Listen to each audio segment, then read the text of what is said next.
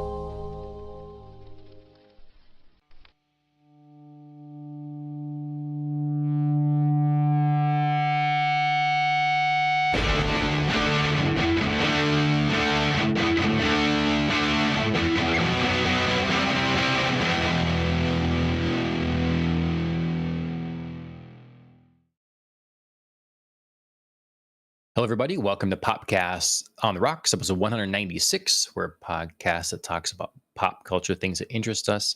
And sometimes there's whiskey. My name is John. I'm joined as always by Andrea. How's it going? Happy New Year. It's 2026. Yeah. Yeah. Happy New Year. I feel like, look at this. I'm feeling very Ravenclaw right now next to your Slytherin. Yes, It's this is just the true. I didn't right even think kind of of that. blue and green. So, Yes, although my room is decorated more to your taste. yeah, it's true. Maybe Yes. one of your children will end up being one of us. One of us, one Yeah. of us. If it honestly, I have not given this any thought, so just off the cuff, if it would be any of my 2 kids, it would be Evie. I Okay. think I think Cora is too emotional to be a Okay. Ravenclaw, so Hmm. she could be like a Hufflepuff or a Gryffindor. I don't know, maybe a Slytherin, but yeah, I Okay. just don't think Ravenclaw's her destiny, so it'd have to be Evie. Not to before I even introduce anything completely derail us, but sometime we do need to have a You show really because I did. know we've mentioned mentioned it like the difference, the proper way to sort houses. There's Mhm. three possibilities. One, kids get sorted by their their aptitudes and the type of Yeah. person they are and where they'll best belong. to like Mhm. flourish, that sort of thing, to and enable them in the pursuits that they might be interested in, all that sort of thing. Two, it's to put someone in the house in which they are lacking traits. So Mhm. for instance, yes. And then the third is the hat just like makes it up. Kind of keep the team sort Yeah, of for sure. split. It's Right. like Right. this Spread it family's out. usually them, so we'll make it look like it's almost inherited thing. Right, I'll right. remember the families But but really, it's like you know, mixed. Yeah. yeah. If you're a new family, I'm just going to use you to even out the numbers. Yep. So, mhm. Yeah, But I mean, I was thinking, like, based on personality traits and, like, just observable behaviors. I feel like this is, where my gut would tell me that at least Evie yes, would go. She would feel like a Ravenclaw, and Cora's a little more difficult to figure. Probably yeah. Hufflepuff, I feel I like. think I think that's what everybody does.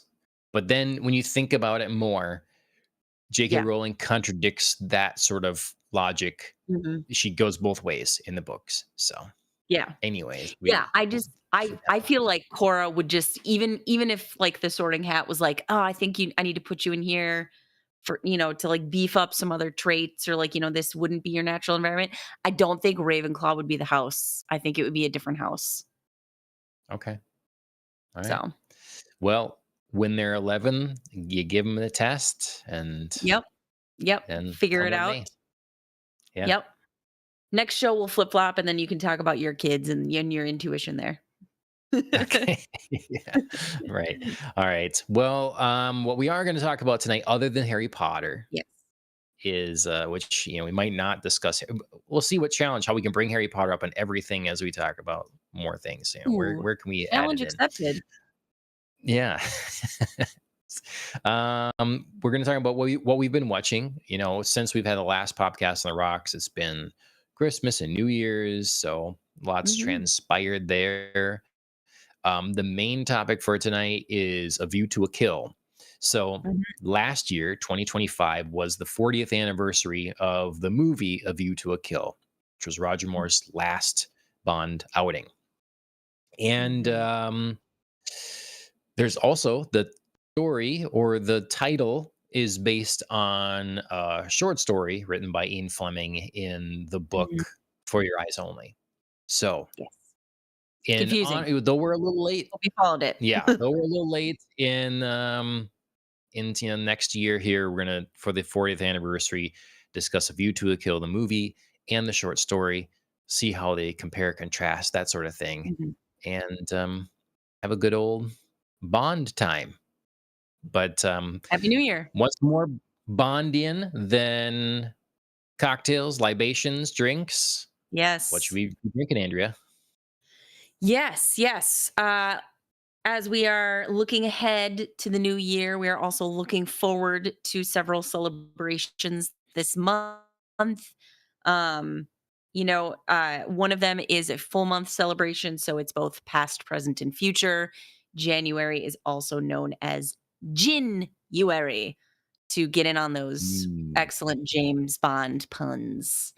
So, sure. you can make any drink you like, any way you want, with any gin you want. And that is, I will just come right out and say it, that is what I'm celebrating, is January. No surprise, I think.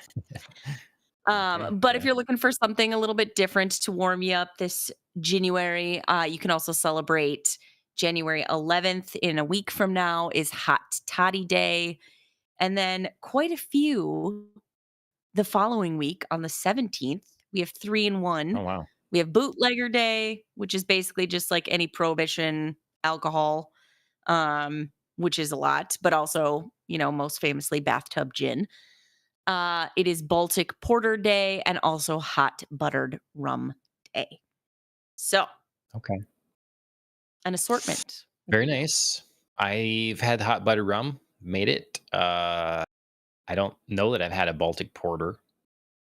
Certainly had a hot Mm, toddy. I mhm. think you had one the other week. Yes, I did. It was So, delicious. yeah. Well, very good. I'm very happy that you coincidentally, or maybe just the universe was telling me and I listened, that it was January because I am also celebrating because I looked at this list. I'm like, I'm not going to have any of those Huzzah! things. And then you added January, and it just so Yes, happened to line up with what I made tonight. yes. So Ooh, I like the GT. glass. Thanks. Yes, technical director Alan gave me this. I think they're Very very nice. Bruce Wayne, nice matte black. I But like that you're in a classic, like G&T. I feel like I was in a little bit of, like, winter mode, so I have a little gin, mm, cranberry, little orange slice, little rosemary, cranberries. nice. Yeah, you went with the holiday. I thought, G&T seems like a good bond drink. Even though I have that list now, that thanks to analyze this Mr. Bond, what Yeah. literary Bond wrote the most or drank the most, and I can look at that in a Yes. second. But I used uh, a lime quat. That's my citrus in Lime here. okay. Lime quat. So they're about the size of a large grape and yellow and quite limey. Yeah, so Lime like miniature limes that look like lemons. Mhm. Okay, So yeah. I don't know so why, cheers. but just my brain kind of, like, changed it around just for the fun of it, and I kinda like quat lime better. It sounds more aggressive somehow. It does, quat lime. Mhm. So, Russian, just perhaps? Yeah. yep, just my 2 cents. Nothing Okay. nothing Well, big, just you can 2 create your cents own there. breed My own quat that's, lime. yeah. Mhm. So while we're I'll on just it, keep saying and it the more awkward it gets. I did, I did bring it up. I want to say again, Yeah, thanks I to was just looking for that. the channel analyzes this, Mr. Bond. That's the Yeah, there most consumed boozy beverages by mhm, Bond in the books. Bourbon 39 times, mhm, sake 35, champagne 30, scotch and soda 21, vodka mhm. martini 19, scotch 17, and gin martini 16. So bourbon number So, one. yeah, I mean, I was thinking about he does drink, like, a double bourbon on the rocks quite a bit. I think he opens, like, the book with a double bourbon, possibly, and soda. Um, Yeah. and then I was thinking about, like, all the times he drinks, like, scotch and soda, so I was like, "Yeah, I'm not surprised about that." Martini, I wasn't surprised about either one. Um, Champagne, I wasn't, especially because in the short story, he has, like, a whole rule about drinking champagne, what, where, when, why, when it tastes good, when it tastes bad, and, like, when you can have Yep. it.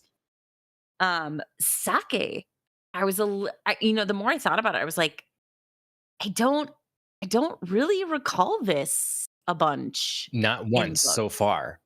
So we Yeah, have I I thought mean, about we haven't been maybe to once Japan there was, yet. like yeah.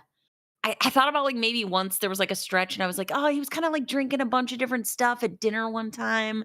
Maybe I forgot that he drank, but yeah, yeah. So, I mean, I guess we have to get further on in the books to get there. Yeah. If like the movie, we go, you only live twice, he's just gonna be completely lit all the time while in Japan, I guess. 'Cause he must be. Did he when they were with Doctor No at all? I mean, I know he's not Japanese. I do know that, but I know that they had, like, a specifically Asian theme to dinner, so I Hmm. thought maybe he I don't also think so. serves I think it's wines. okay, Yeah. just wines. Wines. Okay, that's what I thought too, but, you know, I didn't really, like, Yeah. keep a journal of his drinking, so I know. What's wrong with us? what's wrong with us? Mhm. Well, we wouldn't have to really keep a Okay. journal, I think, for, either the short story or the movie because it's either the, bourbon and soda or champagne. Right. Yeah. He brought up a lot of different uh specific ones that I really is not familiar with or anything like that. But Yes. Yes. It hmm. was it was really interesting and somehow like a mini encapsulation of all the books. You know what I mean? Like I wrote down in my notes the way that short story started. I wasn't sure how we'd get to the end of it in 30 pages because he's sitting there Right. like, "Oh, pink champagne has to go with this, and you can only have champagne over there, but I like it before the cabaret, but I hate it at dinner." It was so very specific. I was like, "Oh my god, it's somehow so book bond and somehow also like how are we going to tell a story? We don't have Yeah. room." Mhm. Yep. But it ended up working Well, out. we should have kept maybe a diary, hopefully one a little less dangerous than Tom Riddle's diary. Uh, Andrea, Attempt number 1. I see it. yeah. I mean, it's gonna keep popping in my head at some point now, even if it doesn't really work. It's gonna be there. So, um, okay. What have you watched this week or last week? Last Um, 2 weeks? Like you say, New Year's, yeah. Happy New Year's. Anything related to that, or extra time to watch things? I mean, not really, honestly. I watched, a little bit of some New Year's programming, the ball drop, obviously, because, you gotta welcome in the new year. Um, but other than that, some football, college bowl day games. The kids have been watching like Christmas movies and things like that. So that's lovely. But then honestly, I felt like my job was basically to finish out Stranger Things, the final season, which is basically as long as this movie. The final episode is solid Okay. 2+ hours. So Hmm. it's commitment. Okay. It Well, that's always a good has place to be in. Obligation. in a commitment, yes, in an Hmm. obligation.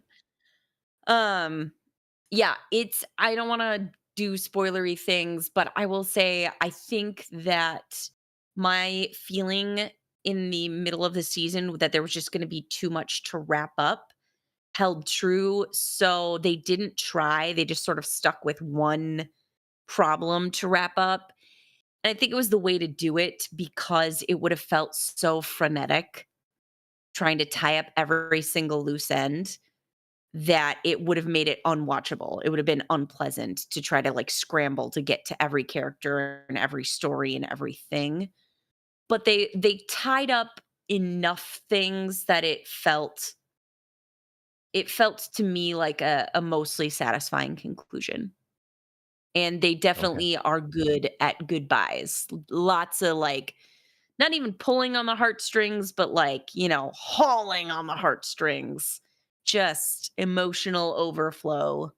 Um, all set Okay. to, a soundtrack of Prince's Purple Rain, Hmm. like, Okay. So you're classic. biased. It's really it's Yeah. I mean, it's really good.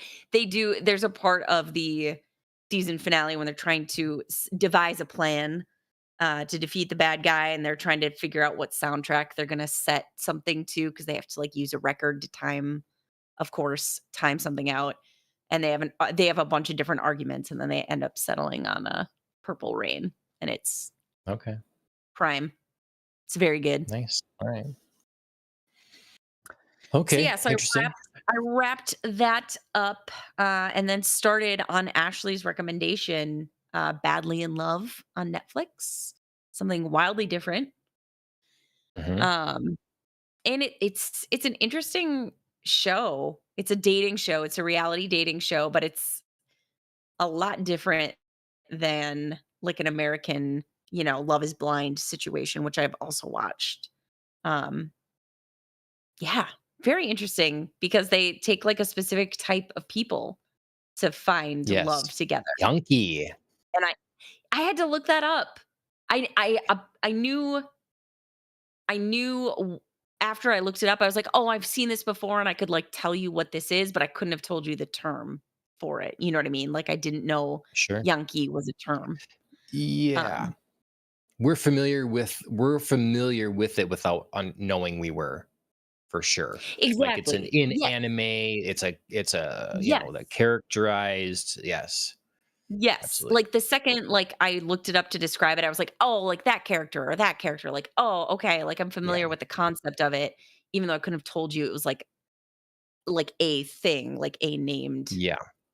concept, so, yeah. Yep. So, that was fun. I'm interested to see where it goes. Okay. We're through episode 3. Um Okay. and if one, they do their job with the cliffhangers. I definitely know, like, one of the episodes, Sure. they're like, "Well, they can't leave us there. We're gonna watch the next few minutes of the next one to find out what the answer is, and then we have to go to bed." So, they do a good job with Sure. that. I'm just loving the contrast between, like, Western culture, over the Mhm, last 30 years and, uh, Japanese culture presently with outcasts of society in a sense. mhm. So, um, I, as you get further into it, maybe we'll discuss it on here and stuff because there's some Yeah. particular moments I want to call out to. But yeah, I'll just say it's a show with a sense of humor about it, but it's Mhm, a twist on a dating show, and I think it's actually really informative to look at the contrast between their culture and ours. And then mhm. I like the 3 people that are kind of commenting as we go as well. Yeah. Yeah, I It's like not like a reunion afterwards or yeah, on in the moment. or hosting. Yeah, they're not, like, hosting Yeah. and interacting with the people, which I like because I always find that very fake and weird. Mm, And it's a hard job to do to get that where you don't seem like, "I will say a line at you, and I really don't care what you say back to me." Like, that's, like, the vibe I get a lot of the time from hosts. So it's nice that there's not, like, an okay. interaction, really, they're just, like, commenting separately. Sure. And the person who put this together is like, "Yeah, I did this, and I, filmed it, but I didn't, like, interview them per se on camera with me on camera." Right. Um, yeah. And also even from the first episode, I'm definitely getting even though these are, like, outcasts of society, I think they're still, like, incorporated values or stamped in values of Japanese society that they carry, and it's interesting to see what they value in a potential romantic partner versus thinking about, like you said, what a Western dating show would particularly focus on, or like people from a Western Sure. culture might focus on. I can already feel differences there. Sure. Yep. So, yeah, it's interesting. Ashley found this thing that was shared. I guess the new show just started in Korea now. It's a different dating show. Mm. It's Is not it My available here Korean yet. It's starting in Boyfriend? November. No, nope. Okay. It I just thought is. that because that's Netflix was like, "Why don't you watch this?" And it's like 5, Oh, okay. um, Latin American women who travel to Korea to meet boyfriends that they met online, and then they're like, Hmm. "Are we gonna work out?" So, I yeah. did see that's recommended, yes, but this is not here in the states yet. It's called like Okay. Love Diet, and it's all about people trying to lose weight while finding their match. So everybody gets like weighed and stuff or whatever, and they have to be a certain big enough to be accepted on the show. And then they AI model them and show an AI model to the other contestants, um, like what they could look like if they lose a bunch of weight. Ooh, And I so they don't have like like a serious trainer on board on the show and stuff like that. That's like going through with them as they. I don't know what the format's really like, but apparently it's a new big show in Korea. So I'll be gotta tell hotly you, anticipating that one. I don't know if I like it, especially after Netflix just ran the, like, expose behind The Biggest Loser and, like, all of the harm that it did to all of the contestants and, like, all the BS that they were kind of fed about, the way that they could lose weight, and they were like, "Oh god, it's just not sustainable," and, like, they pushed us Well, into, like, breaking bones and a serious medical emergency. Do you know what I mean? So I feel a little leery. there's of that type of, like, feeling or, like, that type of show because it felt like, ugh, it's not, Well, there's a not the long healthy like, way to there's do a things. wide range of, like, where this can go, like, it's Sure. a I mean, where it can be done wrong or it can be done right, and there's a yes. lot in the middle probably, because the biggest loser is taking people that are massive, for one, and putting them in, like, people Okay. that have probably never exercised in, like, ever, and then, like, pushing them through intense things. The Yes. people in this show are gonna be like, they're overweight. They're not Okay. like, we should be hospital you should go to the ho see the ho go to the Well hospital here, you well, know? I mean, it didn't start out that way on The Biggest Loser, I will say, because I mean, I admit that I was a watcher for a few seasons because it did seem really fascinating, to, like, watch people work hard, and it was like one of those feel good things, like, wow, these people Yeah, are on a journey and they're really pushing themselves. So they really start out like kind of normal. And then as seasons would go on, it got like sensationalized where it was like you're talking about right. like 4 or 500-pound people who had never exercised. And it was just like, just basically just breaking them um Yep, in order for them to lose like 400 pounds and, crazy stuff. So yep, yeah, so I mean, if they're starting out like more like the first couple of seasons and doing it in a safe and gradual, sustainable way, like I could maybe see myself tuning in to check it out. But yeah, I yeah. don't I don't wanna see like a Biggest Loser style love show. Well, things to look forward to. We'll see what happens there. Mhm, mhm. Um, Completed The Magician's Nephew, the novel, Oh, nice, yeah. and we're in The Lion, Witch, and the Wardrobe now. Classic. Watched Die Hard for Christmas, Yes, and, you gotta. and and then Fantastic Four: First Steps I watched again with commentary. So, idea was to get the director's commentary along with that film. Mm. Do you feel like you Yeah. learned anything or anything surprising stand out to you? Um, I've listened to this director speak in a few things, Matt Shackman, and I've really liked what he's said and the in-depth answers he can give to things. But he was there in this commentary with the maybe production designer or something. So there was two things. Like, one, it was a heavy focus on like sets and Mm, building this and building that, and that's fine, but like there was a heavy focus on that one. I could have used some more, things involving character story or character choices. development or something like that. Yeah. And Mhm, the second thing is it was a little PR-y in the way that, like, in a lot of podcasts or something, you start talking to people and they're interested and they bring up whatever. But this was a little like, okay, we have to talk about how this ship was built, this miniature, and then we have to blow smoke up the person's ass that did it. And then mm, every time you have to say, this person did such a great job in this scene. It was amazing. Well, sure. everyone really did a great job in this scene. They were all amazing. And like doing that all the time is like, Matt, you could just compliment someone there. It's fine. You Yes. don't have to Well, caveat that also all these other people did great right. too. We know you have a whole movie to talk about them as well, or whatever, you know. It's just so I it think just didn't feel natural enough. Yeah, I think there's like a sensation or a feeling that's more recent where if you say somebody did a good job, it everybody there's like a fear that everybody's going to automatically assume that you're implying that everybody else did a bad job.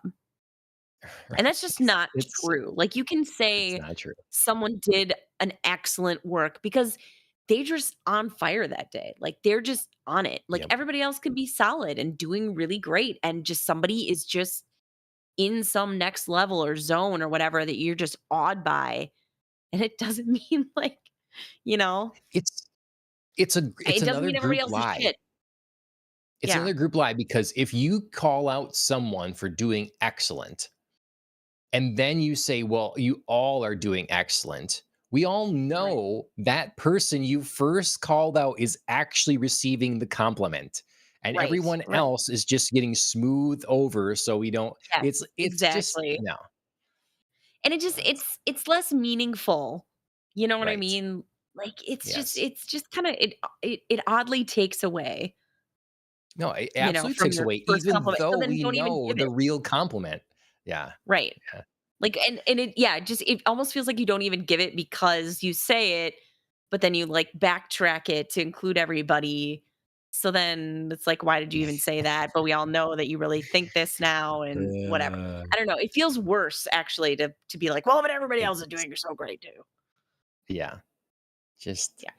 just say what you mean, guys. It's fine. It's will be all right. Yeah. So that was too bad, but I still enjoyed it in the end. Sure.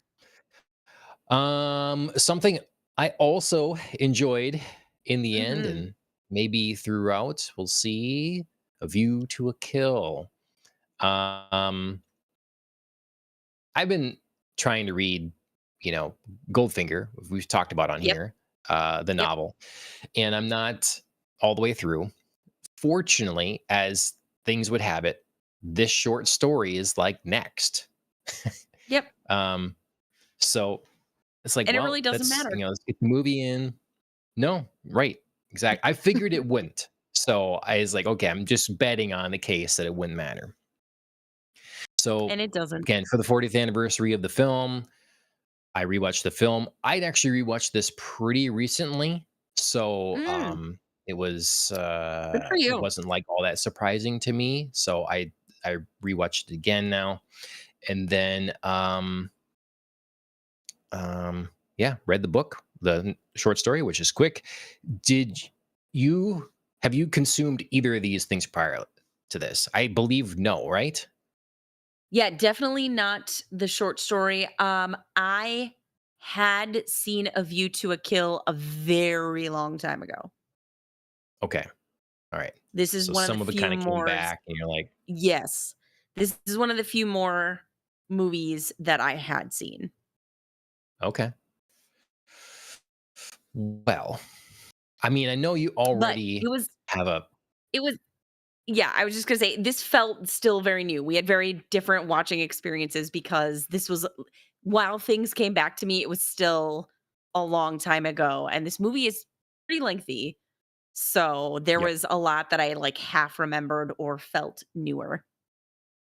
Okay. All right. So spoilers abound, everyone, for both of You to a Kill, Yes. the short story by Ian Fleming, and the movie of You to a Kill, starring Roger Moore, his Mhm. final Bond outing. Let's start with the short Mhm. story being it's shorter, much shorter. Mhm. Um, this is I have a couple versions of this actually because I didn't Okay. realize that I had a different one, but I got this is my edition that I got. Nice. It's a pretty Nice. saucy cover. I like the Um, writer yeah, yeah, right. From so we got two from A motorcycles View to a there. Kill. Come Yeah. with this first one, yep. So pretty perfect. So this is the For Your Eyes collection. The first story in here is A View to a Kill. The Mhm. others are For Your Eyes Only, which is interesting that the collection is For Your Eyes Only, and one of the shorts is Yeah. For Your Eyes Only, right? Then Yeah. Quantum of Solace. Mhm. Then Risico. I don't know how that's said Yeah. actually. Risico. And then the Hildebrand Rarity. Mhm. So Interesting interestingly, collection of those titles. yeah, those last two have not been used yet for film titles. So Denny Villeneuve, Mhm. you are welcome to the Hildebrand Rarity. Let's go. Yes. I would watch that. I would I mean, absolutely what a way watch to that, and relaunch also it, though. right? Just wild, something, like, not many people are familiar with. Yeah. Dig into the Yep. obscurity, lean into it, Denny. This And picture of also if you wanna keep it as, brief nice. If you wanna keep it as brief as some of these short stories, I wouldn't mind that either. I wouldn't mind a tight run of a James Bond film. hmm Yep. I agree. Absolutely agree. So I didn't know what to expect from this at all, Mhm. but I thought I got off to a kind of a really nice start. I really Mhm. liked the picture painted in this. It The sets a sort mood. of yeah, it does. Um, you know, going on the bike. The very visceral, again, the way the one guy is like speeding through and his lips are getting pulled back and all that sort of thing. But Mhm. like the contrasting that versus the very peace kind of nature of the woods and everything. Mhm. And then the violence that Yeah. occurs within it. So, Yep. Yeah. um, I agree with that. It was a heck of an opening scene to draw you in, and then we shift to a completely different but also crystal clear mood of Bond, just cranky and disillusioned, kind of hopeful that, something exciting could pull him out of his stupor, but not really. He doesn't really believe yep, it. And then something does. He's still cranky about it, but he's kind of like, "Oh, I'm a little hopeful that things could turn out differently than I imagined and I could be satisfied with what's coming next." And yeah, he just kind of gets yanked into a new mission to solve what seems like an impossible case of a murdered like errand runner, diplomat, kind of both, unclear yep, who this motorcycle rider is, but that he has to do the impossible in solving this murder that how many different foreign agencies are trying to solve but can't.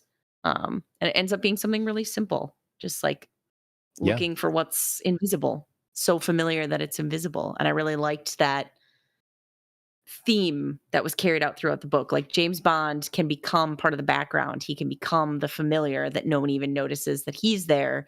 So then he can see the things that other people miss, which he ends up doing in finding yep, that our murderer was part of a cover as a traveling group of gypsies who just became so, you know, so much part of the scenery, part of the background that people forgot that they were there and forgot to notice them.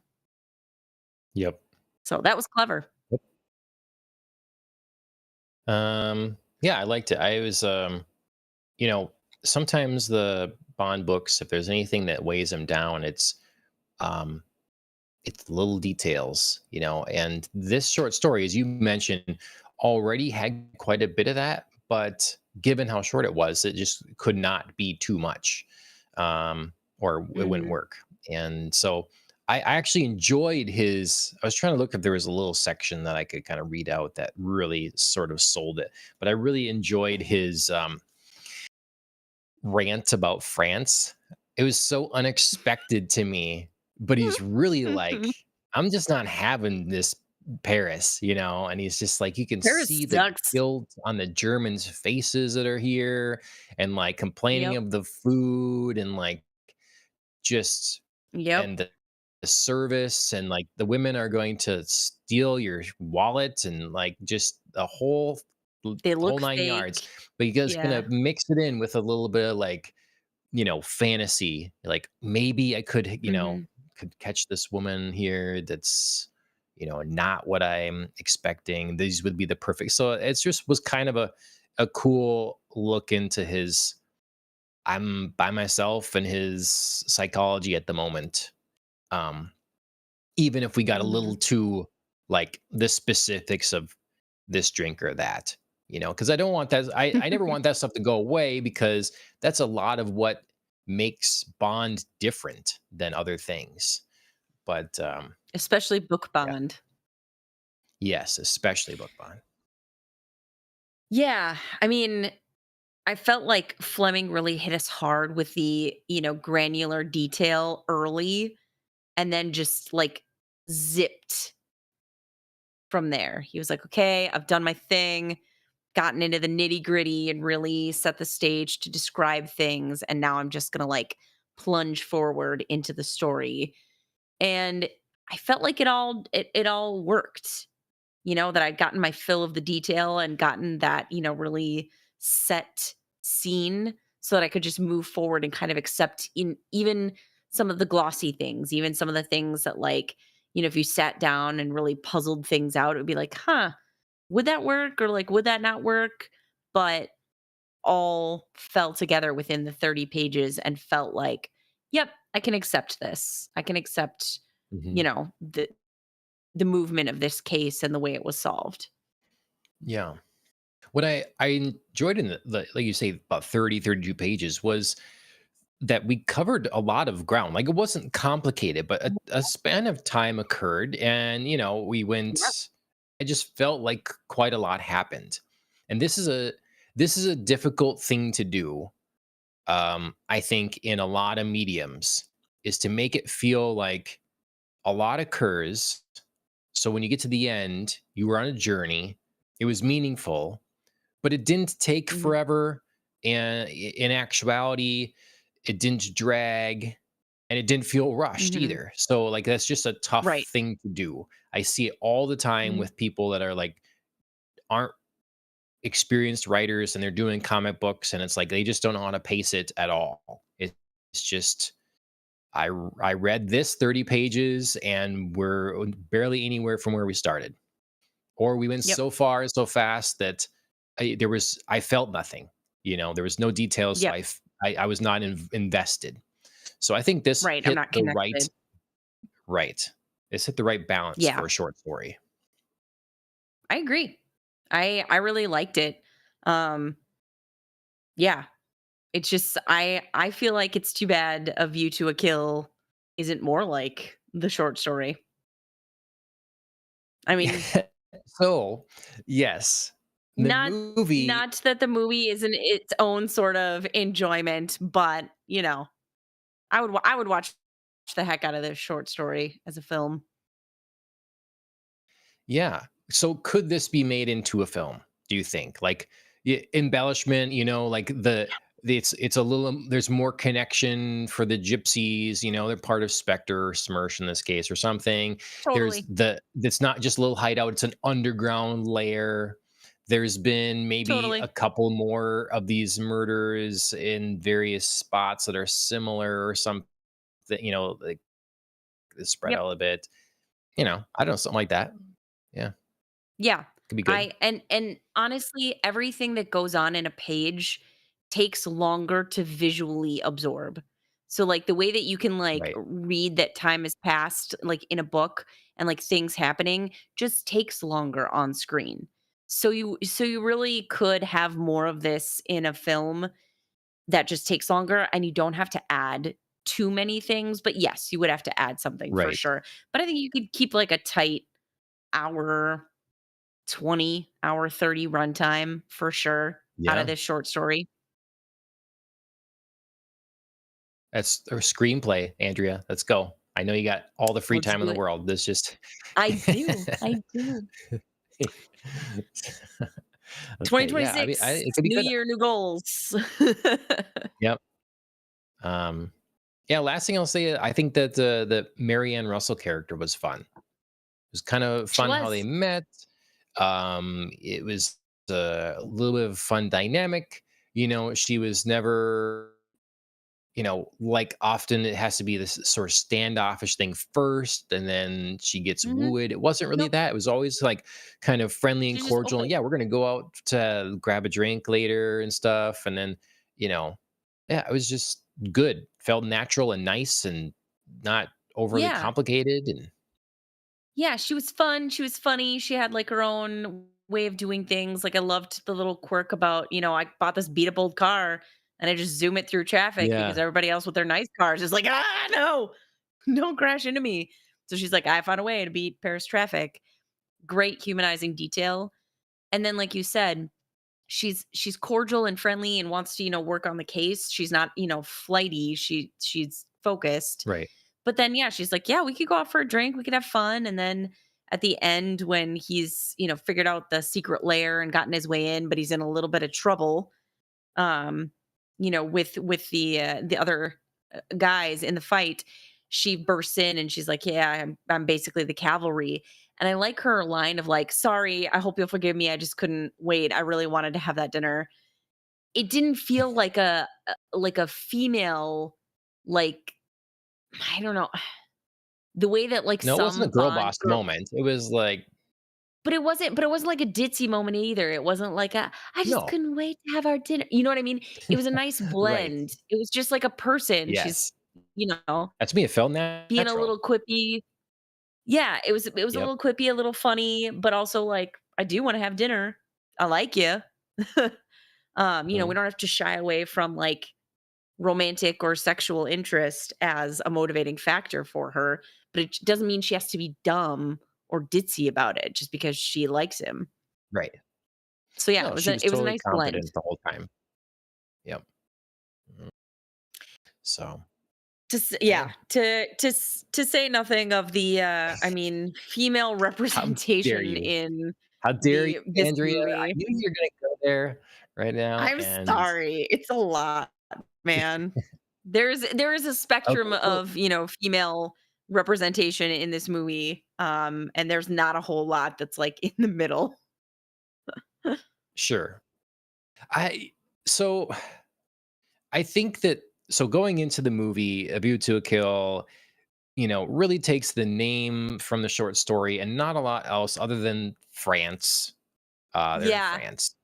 Yeah, I wrote, like, if you really look for some loose similarities, it's that there's, like, a dead ally that sparks an investigation that James Bond has to retrieve something, the Paris setting, and in the very beginning, working with a female MI6 agent, and then we're done.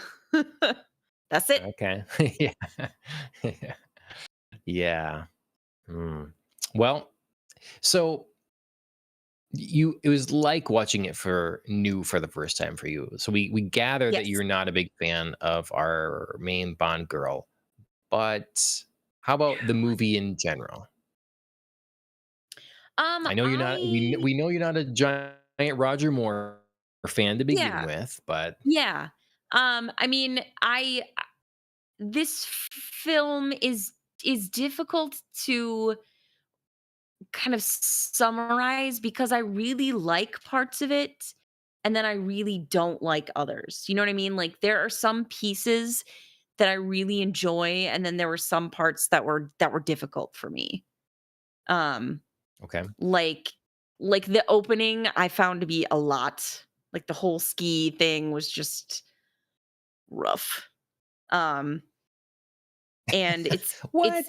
it's Uh, because okay. it's because the stunt work is really difficult for me because they're really bad at hiding Moore's stunt double throughout this movie. It's real rough. So it's hard for me to Hmm. watch some of like the big stunt scenes and like see that and see how unbelievable it is and also like Roger Moore is spry for his age, but he's old. He's old, and a lot of people in Hmm. this movie look old, and it's difficult. It's difficult to look past sometimes, especially when we're doing things like randomly snowboarding down a hill on one, snowmobile ski. Um, yeah, it brings to mind Brosnan and his whole like windsurfing thing in Die Another Hmm. Day. That's also difficult to watch, and just find, yeah, this is doable. So Yeah. Eh, That's Okay. that's For me, that's what I'm really, the saying, like, sometimes beginning. sometimes it's hard. Sometimes it's difficult to look past that, and Sure. then other times, like, car chases. Anybody can do a car chase. I'm cool with that one. Hmm. It it bothers me less in the Roger Moore era films just because like I'm really appreciative of, in those movies they really stepped up the car stunts, and then Mhm. given the tone of most of his films, I'm just like perfectly fine to let it go. Because in other Sure. films sometimes it's really like it's the biggest stunts where you can see that it's someone else or whatever. But yeah, and this one for a while, especially early on, it's like you can see a lot of moments stand out where it's obviously not Roger Moore. But we all know it's Well, not going to be Roger Moore. It was none of them I anyway. know, but It it's was just never Sean Connery in the like what if they had a right. bigger stunt? It's Like they just just they catch, like, full face shots at some points, and I'm just I like know. it's Yes. like, "Guys, we couldn't Yeah. hide any of this better." Mhm. Ugh. Yeah. But and it is. I, It's so hard to, like, stitch that too because you see the full face, plus, like, how old Roger Moore is, so you just you can't believe in the collective lie. You know what I mean? Like, of course, we all know Sure. when we go to the movies that like 90% of the time, 80% of the time, whatever percentage you want to believe, there's no actor that 100% does like every single stunt that's ever happened. So we just all know that there's a stunt double in there somewhere at some point. Yep. We collectively choose to ignore it. Mhm. But this one is really hard to get in that mindset. Yep. Okay. Well, Also, I the have to boat say, speeding away as a glacier was like, "This isn't even camouflage, just be on a boat, dudes." well, It's yeah, when going it's so moving, but when fast. it stops amongst other Yes, things, then it looks good. when it stopped, absolutely, but then, yeah, like, they speed away in it, I was like, "Okay, okay." John Kern right there. Mm, I love the song in this movie. Always have loved the yes. song. I thought the opening like title sequence was sort of a mixed bag for me, Mhm. but I had to call Agreed. out the 007 on the breasts. That was glowy. That was a good reveal there. There's a few cool Yeah. shots, and those are kind of I lame. l Yeah, I like a lot of the neon that they use at different moment. I mean, it's very 80s, but it fits the song, which is very 80s. Um, Yep, and, like, some of the neon looks really cool, and then sometimes they're just, like, women in some fire that looks really awkward. it's kind of creepy. Yeah, I don't know. Yeah. Yeah, it was weird. Um, and sometimes, like, the fire feels, like, really small and out of proportion, and sometimes it was, like, really big, and I was like, "What? Why?" Like, I Yeah, feel like we could have gone metaphorical rather than literal here, but, yeah. Well, and it yeah. doesn't really fit with the rest of the movie either. No. Like it's what's this have to do with anything? But Yeah.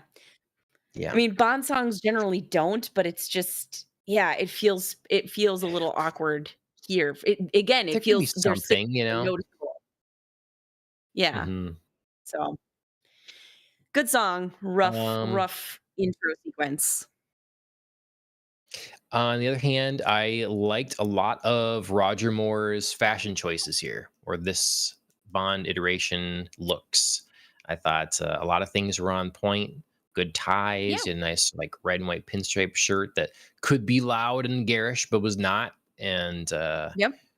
just a lot of Get nice, some good suits. clean suits. Couple of things later on that I'm not as much of a fan of that they do in some of the Roger Moore era films. Some of these jackets and stuff that could be cool, like casual jackets and stuff, if they were Yeah. sort of a different fit, or maybe if Roger Moore was like, you know, more muscular or something, they could work Different out, build, yeah. you know.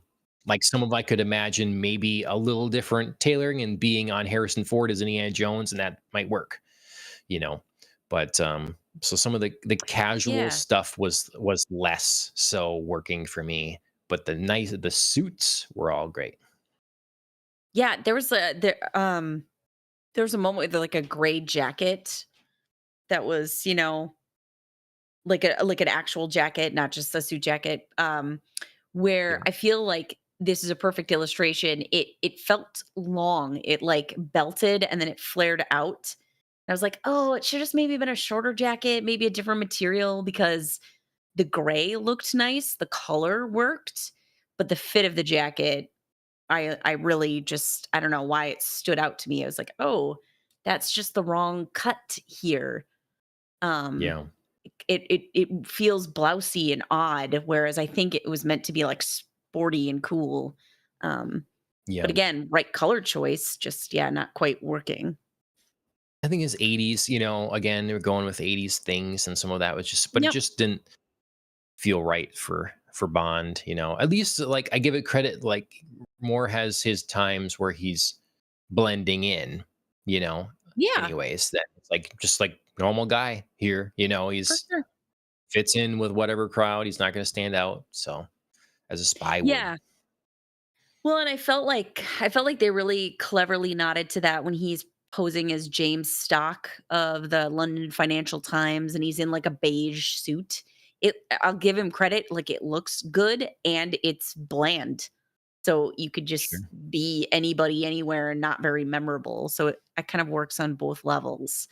Um, so yeah, I liked that suit for that reason. I feel like we I feel like we gotta talk though, because we both saw it, the biggest fashion misstep of this show. Yeah. Yeah, the tracksuit. The tracksuit. Oh, Uh, oh, it's eh, so bad, and it makes him look awkward. I it's not even that he looks old, he just looks bad. It's bad. It's yeah, embarrassing. because if you compare it to, like, he's sleuthing, he's sneaking around in Moonraker, and he's all black, so he's got some, like, sort of decent black trousers and a kind of a cool, like, it it still looks good, and he's sneaking around, but this is like, why are we wearing this? Like, what this is, Leisure wear. yeah. Gonna go, No. like, do some tai chi and play mahjong. Like, I don't know. Yes. Yes, that's a It he's either is. part of a, like, some sort of, like, Russian gang out east, and this is just plain the dress code, or, yeah, once you suggested there's some sort of evening at the old folks' home. Yes. Well, it's embarrassing because it is like a very, like, you know, gentle, casual evening activity kind of wear, and it's just not really practical actually for a spy mission. Like, you don't have pockets, you can't put things, you don't have, like, dirt, like, hardy materials so that you can, get scraped or cut, or, I don't know, it just feels like an odd choice. It's Sure, soft, casual clothing that I don't feel like serves it feels like it could get caught on stuff, you know? sure. You want sleek clothing that really conforms to your body so you're not catching your fibers, leaving Mhm. trails or whatever. Yeah, it was a bad that whole sequence was a bad moment all around, I think, in this film. The fight was real Okay. bad there too. Yeah, I to me, it was fine, other than, like, the big guy, he just sort of, like, lays down nicely on the conveyor belt. He He, does, like, you this can you happens. can watch him. He, like, that's another, like, terrible edit in this film. He, like, lays himself down on the conveyor Yeah. belt. He's like, "Oh, just Mhm. let me get here for you." Plus, like, the first guy Yeah. in the box was funny. The second guy in the box I Yeah, found less funny. sure. Mhm. Um, what else? What else? So I love the chateau. I love the look Yeah, of the place. So we got a couple cool locations here. gorgeous. When it gets to the States, it's less interesting, but, yeah, over in France there, it's cool. We have, our chase sequence, or the car gets messed up. That sort of reminds me of, Mhm. Brosnan going through on the boat through That's what yep. town. That's what I was thinking, like, this Um, is definitely a classic chase, and I really enjoyed all aspects of it. Like, I felt like it was both inspired by previous Bond, felt very appropriate for Bond, and then, like, inspired future Bond yeah. chases. Like, just keep this style going. Mhm.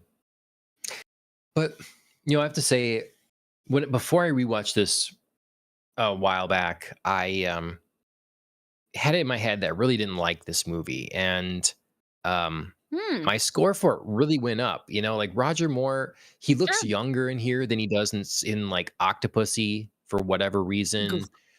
He does seem like he has lots of energy, and Yeah. he's really confident and go get him. Like, he's just bold, and his all his stuff. His little, like, plays and his quips with, his assistant there, Tippett or whatever, is Sir funny. Like, Godfrey he's just slash giving him a Tibbets. hard That time. was hilarious. Yeah. I loved that whole thing, and it was clever. Like, that's the sort of dialogue I have good use for. Like, it's funny and, like, really builds, like, a relationship.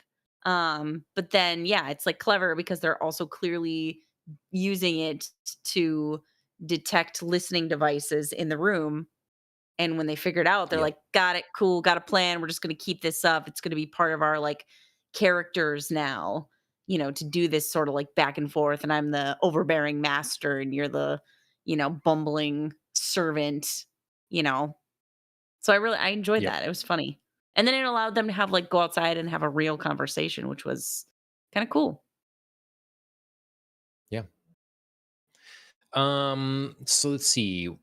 What about our villains? Yeah, we have Yeah. Christopher Walken as our main Bond Mhm. villain.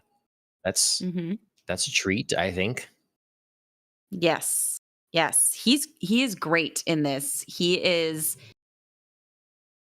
a really great look for a villain where he's, like, almost, in my opinion, like, very almost handsome and attractive, but there's just, like, something off, and then he's just creepy, and he, like, leans into the creepy very well, and like, he can really convince you, like, there's just, like, little part of you that has a niggling doubt is right because I am psycho, and I thought that really played out with his personality.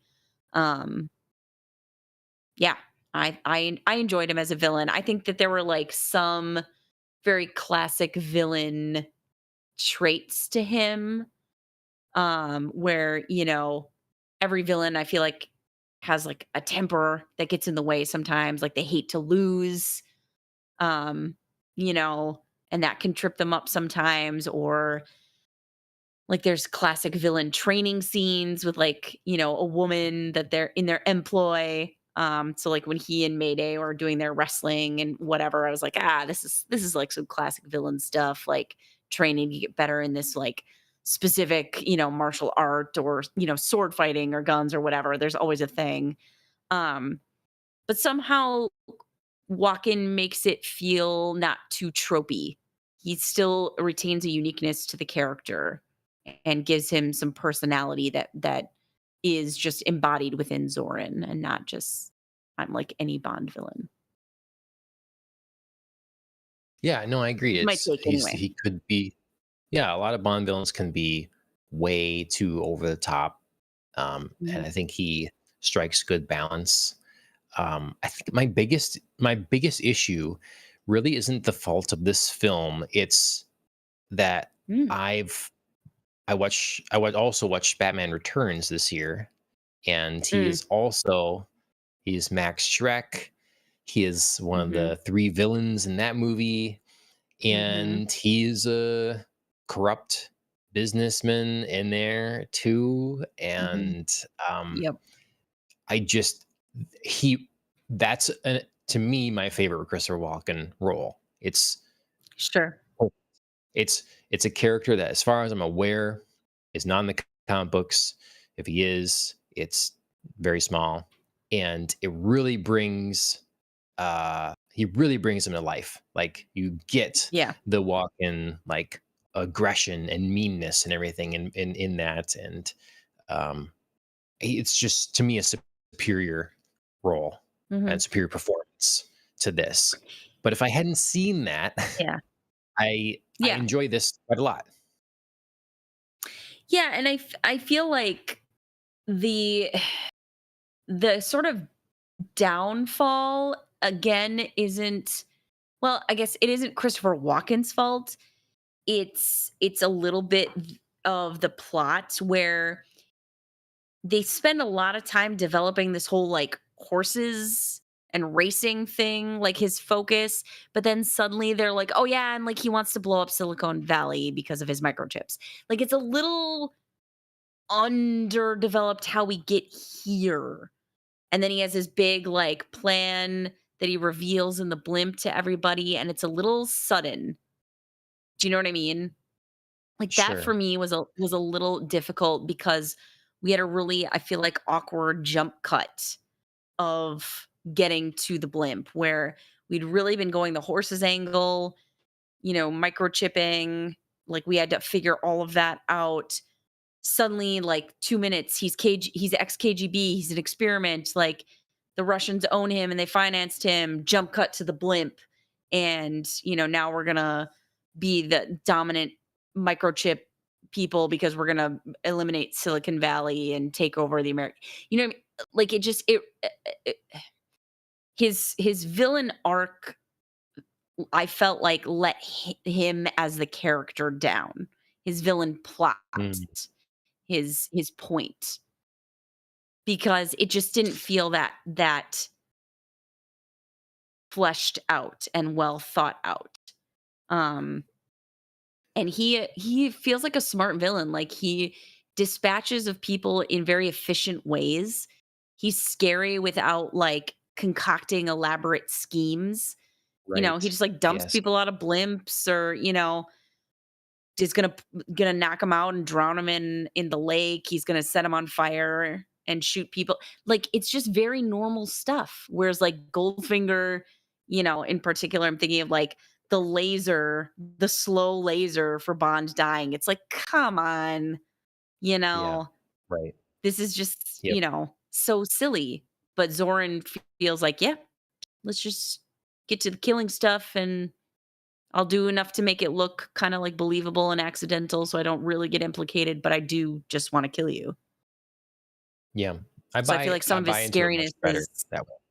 Yeah.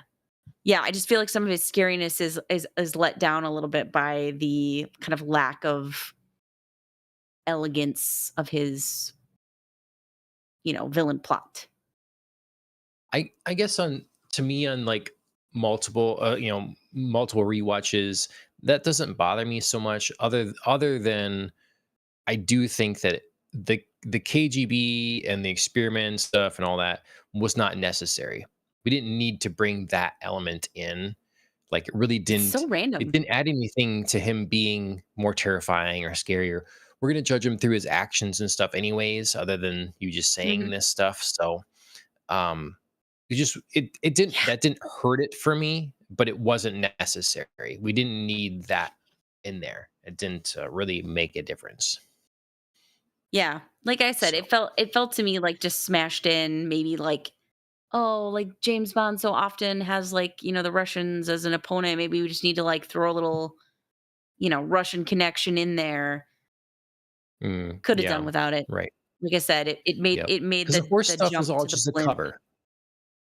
Right. And It's so I just felt like we could have like spent those 2 minutes that we spent, talking about the KGB stuff transitioning transitioning. into like, yeah, like just transitioning into, here's like the next level microchip scheme. You were too distracted when we learned about it during Bond's tracksuit investigation and fight scene. You were like, "I can't stop thinking about the tracksuit," and then the I guy can't. just laying down the conveyor belts, that like, all the important information right It was there. rough. You're just like, "Nah." Yeah. Yeah. I mean, I got it. I got there. It wasn't like, they Mhm. didn't try, but I felt like it could be smoother. It just felt a little like herky jerky from going from like horse racing microchips to we're going to dominate the microchip market. Yep. So, let's talk about the Bond girls a little bit. We've got a number of them in here, Mhm. but really for sure, Stacy and Mayday. Yeah. Like I said, two very different specimens of woman. Mhm. Yes. I was so Mayday I think is a fun character. Hmm. I'm always been confused by her strength. Like at one hand they're like, "Oh, she's like superhuman strength. We're doing like a Jaws thing. Like she's more than what could be possible, what's normal." But then, she's like wrestling with Zoran and she's clearly not stronger than he is, but Yes. he's an experiment too, but we don't see any other examples where he's like, wow, he's crazy, superhumanly strong or whatever. Yep. So I'm always confused by that. And then Yeah. I want to know if there's any world where she actually makes the choice she does at the end to sacrifice Mm. herself. Other than those two things, I think she's a fun, interesting character. But Yeah. Yeah, I like her a lot, especially, kind of in the beginning where, we see her assassinate Bond's companion who's giving him the intel on Zorin. And then they have their whole like Eiffel Tower scene and she just like wraps him up and dangles him over the side. And I was like, dang, I'm actually scared. Like that was good. Um, and then she just like fearlessly leaps off the tower and parachutes away. Love it. Love it. So yeah, so she's a really fun character. She feels, like really believable, really committed, and yeah, capable of doing incredible things. I agree that it's a little bit confusing to kind of figure out the source of her strength and how far superhuman that is. Um, but yeah, that was something I was okay to kind of look past for a while. Um, I did find it interesting that when she and Zoran were on to bond and, he appears in her bed suddenly and is just like, "Well, I'm, waiting for you to take care of me personally." She's like, "Yeah, I'll come do it." And Zoran's like, "Yeah." Yeah, After they just had their romantic interlude. Um, so it's I think the first like real hint that you get that Zoran might be, truly like psychopathic, that he could just disassociate and not really feel and just send her in there. Um, yeah, sure. their relationship feels believable, her commitment to him feels believable, and the choice that she makes to stay at the end, when they're gonna fish out this explosive device, and they do it, and again, like, props, to, Grace Jones for, like, the work that she did there to, like, really convey the effort to lift Bond. I thought that that was great work because it's hard to do something physical and not make it look silly. Sure. Um, so great work there. But yeah, then they get it out and get it on this, like, little cart, and the handbrake fails, so she has to stay with it so it'll actually get out and not blow it up. I It's hard because I get her idea that she's, like, sticking it to Zorin rather than saving the day. And I don't know if it feels I mean, I feel like she could have lived because they got it out, and there's, like, a second where she coulda jumped off and backed off and totally not died, Mm, but it was more okay. important to her to look at Zorin and be like, "Gotcha. It was me. I want you to see me foiling your plan." So Okay, sure. that's how I sort of tried to talk myself into that track of her mindset. You know what I mean? Mhm. Yep. It is Okay. hard though. It doesn't feel super believable that she's interested in being a good guy. Right. Yep. Um, and then, w I have quite a few other notes, but, the one other thing we for sure talk Oh, about, sorry. other than Zoran does say more power, and of course, We are we have to think more cowbell. Of course, we had to think that. obviously. Uh, Of course we did. We are of a specific generation that would just that yes. triggered me so immediately. So there's that, and then Stacy yet. So I actually think so from memory. I remember the elevator scene and stuff, and so in my mind, I'm like, oh my god, she was so annoying Mm, and awful. But rewatching it, these last couple times, I'm like, I don't think she's that bad. She's pretty competent. She has her geology stuff. I think it's more the way she's played than the way she's written. She's a mhm. I agree with that. little less, because and it's, I don't know, you'd be freaked out in these situations, but she's pretty cool as a cucumber when like all of a sudden there's a turnaround. It's like, oh my, I was just assaulted in my home, and also, and then she's fine, and then it's like fire, and I'm driving the fire, all this sort of, and then I'm fine. So, but then there's the freak out moments, like in the elevator and stuff. So it's just sort of all over a little bit that way. But I don't think what she Mhm. actually does and who she actually is that bad. I think it's a pretty decent character. Yeah.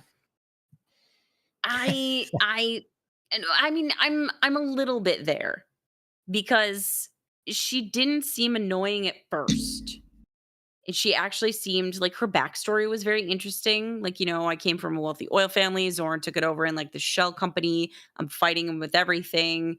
It cost me everything. I'm basically, my house is just like a front because this is all I have. It seemed really interesting. And she seemed like, okay, I'm, working for the state. This seems very normal people stuff. And also, obviously, conveniently helpful in, uncovering what Zorn wants to do. But yeah, then we get into, some of the situations and she kind of rolls with some things. And then in other situations, it's like, James, James, James, James, and it's really difficult because even if you want to allow that, you know, I don't think I would be super cool as a cucumber in a burning elevator. That scene is scary. The fire gets wildly out of control really fast, and it would be terrifying. It would be genuinely terrifying to be trapped in that blaze because it's not small. And so I think I would also freak out and I would say things like, "Oh my god, don't leave me. I don't wanna die." But the way that she says them feels performative. It Yes. feels Yeah. very, like, helpless female. It doesn't feel like genuine terror. So it's Hmm. really hard because you just feel like somebody gave her, like, "Play a damsel in distress," and she just did that without putting the Sure. feeling behind it. Sure. So Yep.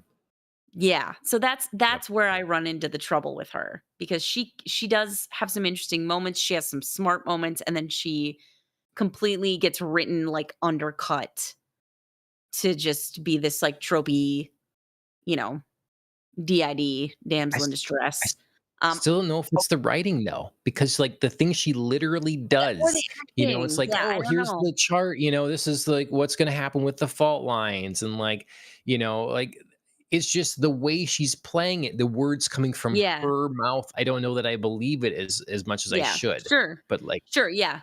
That's fair, I don't know exactly who or what's to blame here, but it it Mhm. it is really rough sometimes. Plus, it is really hard to get over the look and the sound that she's just like, you know, playing a version of Suzanne Summers. Like, it's a lot. Mm, okay, It's a lot. okay. Like, she's like Christy from Three's Company thrust into a James Bond movie. Mm, okay, okay. So Mhm. knowing you're not a big Roger Moore or Bond fan, it's the first time coming back to watch this in many, many years. Overall, how would you enjoy it or not? Overall, it's solid. I feel like there are a couple of things that could have been trimmed or, made room for better plot development. And I do find fault with the character of Stacy. It's hard to watch at some moments. But overall, it's really not that bad. There's, I think, a good mix of Bond charm and action, and his use of puns is on a much better balance than some other Roger Moore movies. Sometimes they are silly, but sometimes, it all comes together in a cool moment. Um so yeah, and Zoran's a great bad guy. Like I said, I find him very believable. He has very like down to earth like plots for getting rid of people, even Yep. if I thought, like, the overarching plot could have, his, like, master villain plan could have used a little work. So, Sure. enjoyable. Like, a solid Bond outing. Okay. Nice. Very good. That's nice. That's perfect. Like, I'm glad Mhm. you have another Roger Moore movie under your belt that is like, that's all right. It can always be one of those ones that you put on in the background for holidays and stuff. It's like you get a little, yeah, a chuckle Yes. here and there, some nice scenery, whatever. And yeah. Well, and, I didn't realize this, but, I mentioned kind of late in the game, to Chris that I was gonna be watching there or that I was watching A View to a Kill for the podcast, and he was like, "Ah, like, I kind of enjoyed that one. We should, put it on, and put it in the background when we play some cards, and I can watch it with you, or, I could just sit down and do some work while you watch it." And I was like, "Well, it's too long. I can't like restart it at this point because I'll never finish it." Hmm. Um, but yeah, so I didn't realize like he really enjoyed it, and he is also a bigger Roger Moore fan than I am. He even Yeah. he did a little bit of defensive, maneuvering on Octopussy, and I was like, "Oh boy, I don't know. You may have to rewatch that with me, buddy." Um, Uh, but for the next anniversary of Octopussy, we'll have to talk about it and get him on the show. So we'll see if his defense hold up. I don't know how recently he's watched it, so we'll sure. see though. I mean, Yep. I feel like he's like the type to find like the bright spots, so Yeah. we'll see. Yep. No, I can find bright spots in most Spawn films now. Most of them I enjoy the ride. Mhm. Roger Moore to me only has like three really good movies. Yeah, Maybe even two really good movies, but a bunch of other ones that are I find enjoyable. And I loved coming yeah, back to A View to the Kill this last year, yeah, or maybe it was the year before, for the first time in a long time, and really finding a new appreciation for it. And so that kind of held up here, having watched it so recently again. I knocked my score of it a little bit, but overall, sure. it's a fun time. So that's A View to a Kill. 40 Mhm. years of View to a Kill craziness right there. Um, Yes. Let us all know if you are fans of A View to a Kill, if you've read the short story. Um, Mhm. I don't know what we'll do next in the Bond world. We missed a number of the other anniversaries this year. We did talk GoldenEye. Yes, we talked GoldenEye. And Sure. that was an anniversary. And then we missed Spectre and Oh, we Thunderball, I did. believe. Oh, yeah. That's right. So if I want to get in trouble with the Bond fan community, we need to talk about Thunderball yet because I have hot takes. So, Ooh, but okay. maybe we'll just get Let's to it when we get see. to the novel. But Yes. I don't Let's know what they'll see be for where, anniversaries this year, but this last year was a pretty big slate to them. yeah, it doesn't look like there's a lot. And Casino Royale's coming up on 20 that will if you want to feel be old. right. Yes.